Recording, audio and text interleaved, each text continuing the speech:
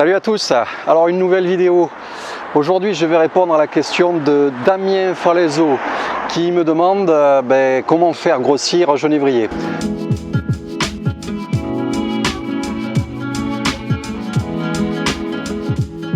Aujourd'hui je suis à Périgueux, ma ville natale, le centre du Périgord. Si tu ne me connais pas, sache que je suis Vital Bonsaï et que j'ai créé une chaîne dédiée au bonsaï. Aujourd'hui, je vais répondre à une question qui m'a été posée sur la FAQ. D'ailleurs, tu peux continuer à poser des questions sous cette vidéo. N'hésite pas, j'y répondrai. Donc Damien, tu m'as posé cette question depuis un petit moment. Peut-être qu'avec Alexandre Escudero, il t'a donné la réponse. Mais je vais te dire que moi, comment je fais. En fait, la force du genévrier est dans la flèche et dans le bout. Et ce petit bout là qu'il y a au niveau du feuillage, il ne faut pas le tailler. Parce que si tu le tailles, tu vas freiner la croissance. Alors ça c'est le premier point. Et pour faire grossir une plante, il faut changer de volume. Si on part sur un petit arbre, n'hésite pas à mettre beaucoup de volume de substrat. Au minimum 20 litres de substrat. Et là, utilise des substrats un peu rétenteurs, à base de terreau ou à base de coco. Tu sais que c'est un substrat que j'aime bien. Contrairement à certaines idées reçues, le genévrier aime beaucoup l'eau, aussi bien au niveau du racinaire qu'au niveau du feuillage.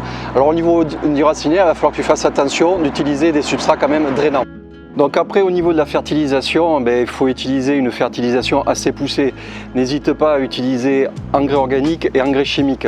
Moi c'est ce que je fais, engrais organique on va dire en permanence et je rajoute de l'engrais chimique soit en foliaire, soit en arrosage pour vraiment pousser, pour vraiment stimuler et augmenter la pousse. Arrivé à un moment, il va falloir laisser pousser, il va falloir laisser partir des tire-sèves. Et ces tire-sèves, t'inquiète pas parce que sur les junipes, on peut s'en servir après de gin ou de tengin. Et puis ça a l'avantage de faire grossir les veines. Et en plus, si tu laisses partir vraiment un très gros tire-sève, tu vas voir au moment où tu vas le couper, quelque part tu as un retrait de sève, ce qui va te créer un autre charri sur ton tronc. Ce qui est essentiel, ce qui est nécessaire sur les junipes. Donc je récap, ne pas couper les flèches, un bon substrat et une bonne fertilisation, tout en laissant pousser un tire-sève.